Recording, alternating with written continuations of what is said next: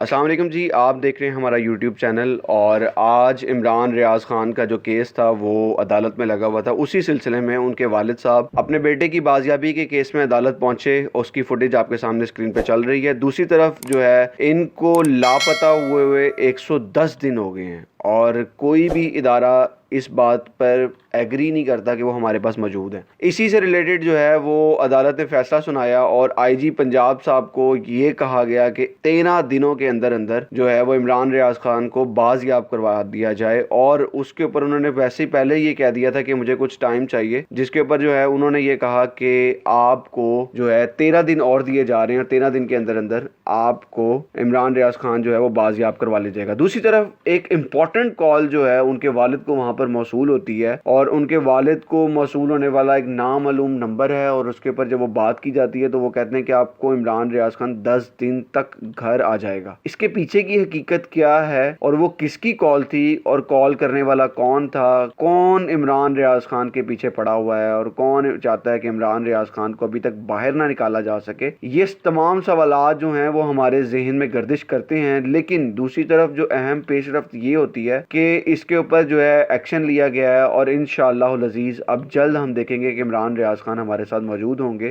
جس وقت عدالت میں ہم آج پہنچے ہیں، عدالت میں جو کیس ہم نے جن لائنز پہ آرگو کرنا تھا وہ ڈیفرنٹ تھیں، جو عدالت کے سامنے سبمیشنز رکھنی تھی وہ ڈیفرنٹ لائنز پہ تھیں، لیکن عمران ریاض خان کے والد کو عدالت میں بیٹھے ایک انتہائی اہم کال کوئی موصول ہوئی ہے، جس کی ہم کچھ فردر ویریفیکیشنز کر لیں، جس کے لیے عدالت سے آئی جی صاحب نے صدا کی ہے کہ وہ ایک بہت ممکنہ طور پر بہت اچھی خبر جو ہے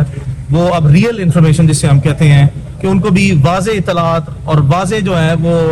ایسے شواہد سامنے آ گئے، جس سے اب ہم تقریباً اینڈ پہ پہنچ گئے ہیں، جس کے لیے ہم نے عدالت سے گزارش کی کہ 1 گھنٹے کا ٹائم دیں جس میں یہ جو باتیں اس وقت کر رہے ہیں ہم اس کی تصدیق کر سکیں، اس کی ویریفیکیشن کر سکیں کہ جو باتیں ہم سے جب ہم عدالت میں پہنچے ہیں، اور ہم نے آج مختلف طریقے سے کیس آرگو کرنا تھا، لیکن جو باتیں ہوئی ہیں ہمیں اس کی تصدیق کے لیے ان کے ساتھ ایک مرتبہ بٹھائیں، تاکہ اس کی تصدیق کے بعد پھر جو ہے وہ ہم عدالت میں مزید اپنی استدعا رکھیں۔ لیکن آئی جی صاحب کو عدالت نے جب پوچھا تو انہوں نے یہ جواب دیا واضح طور پر۔ آئی جی صاحب کی مسلسل عدالت سے یہ گزارش تھی کہ ٹائم تھوڑا زیادہ دیں، لیکن عدالت نے 2 آج جو ہے وہ آرڈر پاس کیے ہیں۔ ایک یہ کہ کیس کو رکھا ہے 13 سپٹمبر کے لیے، 13 سپٹمبر، یعنی کہ 2 ہفتے کا ٹائم نہیں دیا، صرف 1 ہفتے کا ٹائم دیا۔ اور دوسرا آرڈر یہ کیا ہے کہ جو ہم نے عدالت میں گزارش کی ہے کہ جو ویریفیکیشن انہوں نے جو اب عمران ریاض کے والد کو کوئی انتہائی اہم کال موصول ہوئی ہے اس کی فردر تصدیق کے لیے، جس کو آئی جی صاحب نے خود بھی عدالت میں ویریفائی کر دیا ہے، اس کی تصدیق جو ہے وہ ہمیں مزید کرنے دی جائے، جس پہ عدالت نے آج شام 5 بجے تک آئی جی صاحب کو مہلت دی ہے کہ وہ عمران ریاض کے والد سے اور اس کے وکلاء سے ملاقات کریں گے، اور مزید تفصیلات جو ہے اس پہ ہمیں اعتماد میں لیں گے، اور ہمیں واضح طور پر جو بھی ان کے اینڈ پہ ڈیولپمنٹس ہیں اس کی ہم تصدیق واضح طور پر کریں گے۔ تو ان حالات میں اب ہم نے واضح طور پر یہ چیزیں آپ کے سامنے رکھ دی ہیں کہ آج جب ہم عدالت میں آئے تو ہم نے عدالت کے سامنے جو گزارشات رکھنی تھی وہ مختلف تھیں، لیکن چونکہ عدالت کی پروسیڈنگ شروع ہونے سے